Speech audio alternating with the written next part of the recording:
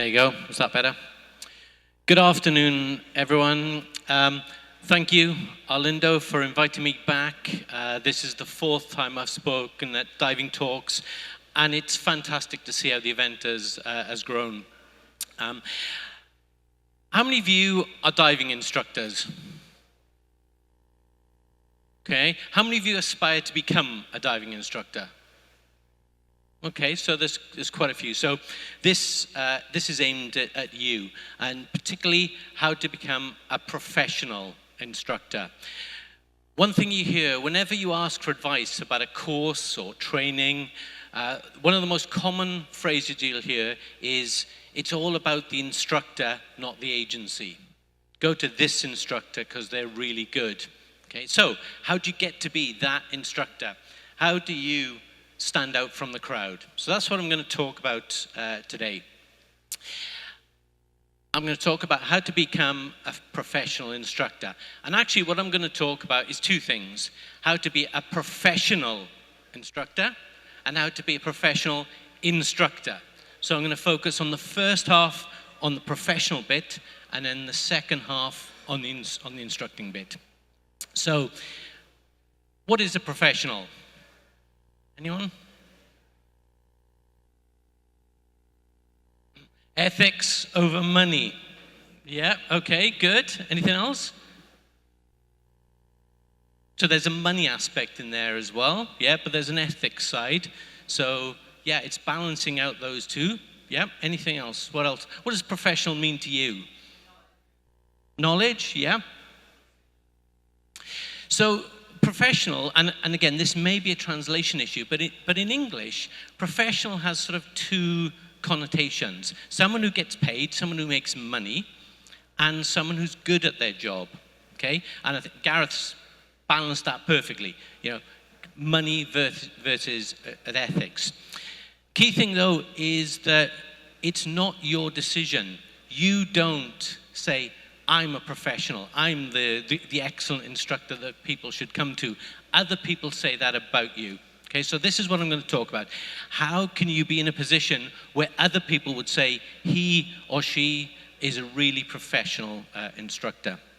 So, focusing on the business side of it first, one of the key things, if you're running a business, any business, doesn't have to be a diving business, is you should have a strategy. How am I going to develop my business? How am I going to stand out from the crowd?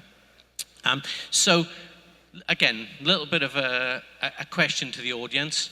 How many possible strategies do you think there are in business? Hundreds? 10? 2? 3. There are 3 strategies. And that's not my opinion. That's Michael Porter, who is probably the best known academic researcher into strategy. He's a professor at Harvard Business School, and he says there are 3 basic strategies. Like in films, there's only, 5 plots, and all films are some reproduction of those plots. There are only 3 basic business strategies. There's having the lowest costs, there's differentiating yourself from the competition, and then there's having a focus or a niche. Okay? There may be different variations on each of those, but there are 3 basic strategies that you can adopt. Okay? So let's go through those. The first one, having the lowest cost. Now, it doesn't mean having the lowest prices. Okay? It means having the lowest costs. If I can run a course cheaper than someone else, I can charge the same as them and still make more profit, or I can charge slightly less than them and make the same profit. So there are a number of ways you can achieve that. Have lower margins, be able to run a business with lower cost. Have a unique cost structure so that you can do things cheaper than someone else. Create organizational efficiencies, so do things more efficiently. So again, your costs are lower. Or focus on segments of the market that have got a lower expectation of costs. So This, unfortunately, is a very popular strategy. There are some disadvantages to this, so I'm going to ask you some questions. 3 bottles of wine here, €5.99, 15.99, 59.99. Which is the best wine?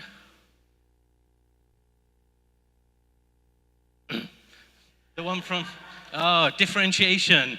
Good. So, yeah, everyone assumes that it's this one. It must be. It's the 60. Okay, another question. If you were out for dinner tonight, which bottle would you order? Good. Yes. You're out with us. It's about 10 o'clock. We've already had 4 or 5 pints. Yeah. You're out with your wife or your husband for your anniversary. Okay? Now, have you noticed? It's the same wine. It's the same picture. In each case, the only information you've used to judge this, to pick this, is the price. Okay? So that's one of the big disadvantages of a low price strategy, is that if you search for the cheapest hotel in Lisbon, you're probably going to expect something like this. So customers associate low prices with low benefits, low quality. So be very careful about being the cheapest. If you are the cheapest, it's very difficult to also then say that you're the best, to differentiate yourself, to be better than your competition. And the other danger is, if I offer low prices, my competitors offer low prices. And the danger of that then is we end up with a race to the bottom, which clearly is not going to be in anyone's interest. So there are alternatives. Differentiation. Michael Porter said differentiation is the second strategy that we can adopt. Do something different. Do something that is difficult for other people to copy. Create a brand value that sets you apart. Have a product that's more desirable, or build a reputation so people want to come to you. Okay? So I'll give you an example. I'll give you my example. When I started as a full-time instructor, I went full-time in 2004, so 20 years ago. I thought, how am I going to set myself apart from everyone else? I wrote a couple of books, and I've been living off the glory for the last 20 years. So I tried to differentiate myself. So it's a practical way of doing it. There are lots of different ways you can differentiate yourself, being the best, focusing on particular strengths that you've got, offering something. So there's lots of ways you can do it. This has worked for me, but something else may work for you. The third strategy that Porter said you can adopt is the niche strategy. So find a particular area that you can focus on and you can carve out a reputation. So picking a niche, you need to look at all of these things. Look for something that there's value. There's no point offering something specialized that no one values. Okay? So pick a niche that you can offer something different, there's value, you enjoy doing. So again, some examples. Side mount. There are a number of instructors that have specialized in the side mount area. That's their thing. If you want to learn side mount, go to this instructor. If you want to learn cave diving, go to that instructor. If you want to learn this particular rebreather, go to that instructor. So pick something and get known as the guy or the girl to go to for that particular skill. Some dive centers focus on environmental issues. The younger generation is very, very aware of environmental issues. And so a dive center that focuses on environmental issues is going to have a target market. Now, how do we choose which of those that we should go for? Well, it depends on what your advantage is. You can't just say, well, I'm going to do this one, because you may not be able to do that one. So you need to look at what your advantages are. Is it that I can do things cheaper than anyone else? Or is it that I can do things better than everyone else? And then look at where that competition applies. Does that apply only in a very narrow market, or does that apply to everyone? If you have a lower price than anyone else, and that applies pretty much across the board, then you can adopt a cost leadership strategy. If your key thing is you can do something better, higher quality, then you can use a differentiation strategy. Otherwise, you need to find a niche that you can focus on. Okay, so if you want to be a professional instructor, pick one of those. Do not try and do all of them. Okay, do not adopt a middle-of-the-road strategy. If you stand in the middle of the road, you get hit by traffic going in both directions. Okay, which is not what we want.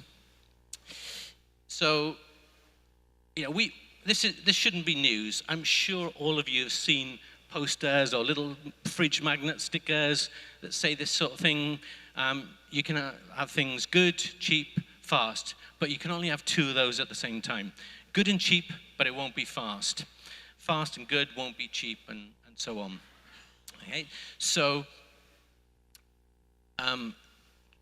don't try and convince people that I'm the best instructor and I'm also the cheapest, because those two just don't go together. Okay, it just doesn't work. So just to reinforce that, again, a couple of questions. How much is an open water diver course at the moment in Portugal? 420, 459. Yep, okay, yep. How much is a car in Portugal?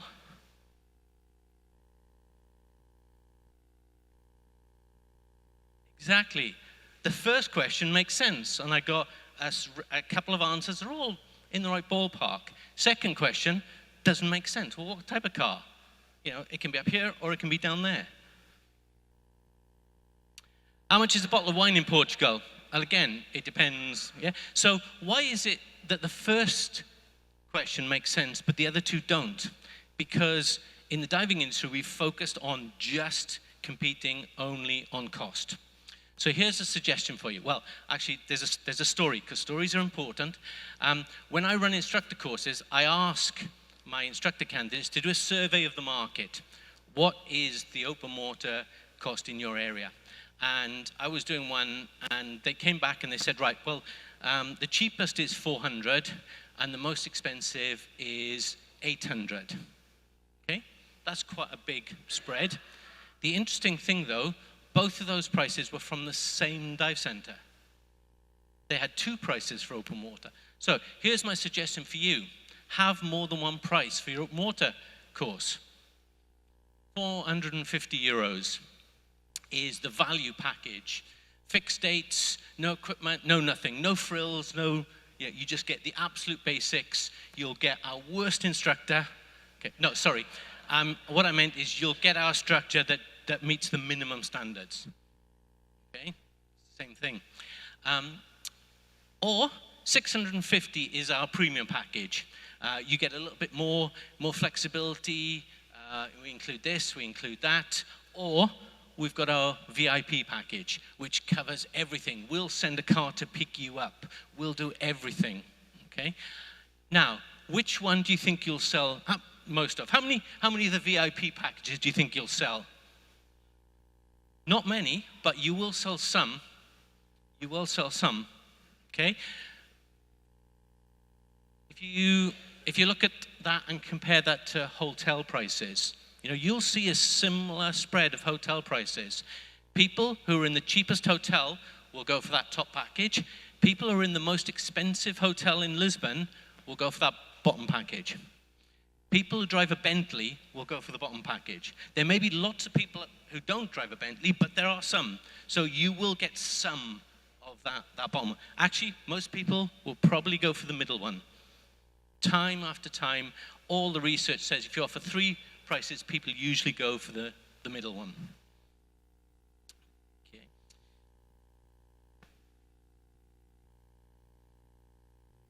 So, interestingly, when I was putting this slide together, I used to teach at a business school, and I also teach instructors. And I came up with this slide, and you know what? I can't remember now which source I got it from. Because is this something that applies to business, professionals, or is this something that applies to good instructors? It's all of them, isn't it? So these are the key things that a good instructor needs and a professional. Now, I'm not going to talk about all of these, but I'm going to focus on two of them, flexibility and communications. So I don't mean you have to be able to do this to be a good instructor. But what I'm talking about is effectively the same as Richard was talking about with adaptive teaching. Our education system works on this basis. Okay? Everybody has to climb the tree, otherwise they're no good.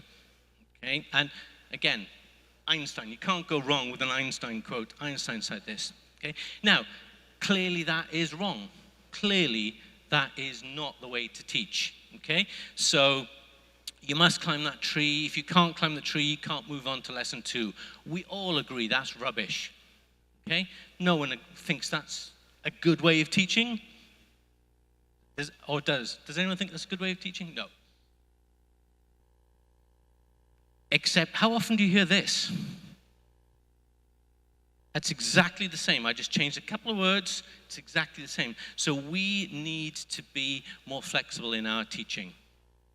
So we need to recognize that students learn in different ways, have different starting points, have different prior knowledge. So Richard was talking about adaptive teaching and that all of his students are different. Actually, all of my students are different. Everyone is an individual.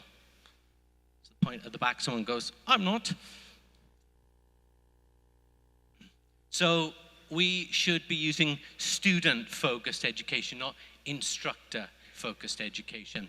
And of course, the cardinal sin of instructor-focused education, and we've all been doing it, is don't lecture. Don't stand up and give exactly the same presentation to exactly the same audience, because it's not the same audience. So try and avoid lecturing. Lecturing is a way of getting my notes onto your notes without passing through either of our minds. Okay, so that's not teaching. Lecturing, there's a time when lecturing is the right thing to do. There's a time when it's not. So as a teacher, try and avoid that. So in terms of communication, one of the most key bits of communication, I think, is giving feedback as an instructor. So as an instructor, do you want your training dives to go well or to go badly? Do you want the students to do well at the skill or badly at the skill? Say again? Either, exactly, yeah, either. Just because someone struggles with a skill, just because the dive goes badly, not necessarily a bad thing at all. So a bad dive with a good debrief can be a good learning experience. Conversely, a good dive with a bad debrief can be a bad learning experience. A bad dive with a bad debrief can be a catastrophic learning experience and can put people off for life.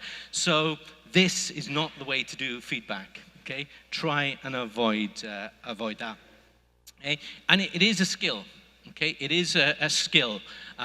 We could call it a soft skill, or we could call it a non-technical skill.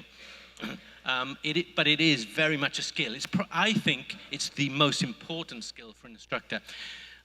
So your buoyancy isn't very good. You need to improve. Just practice, and you'll get better. How many people have heard something like that? Yeah, all the time.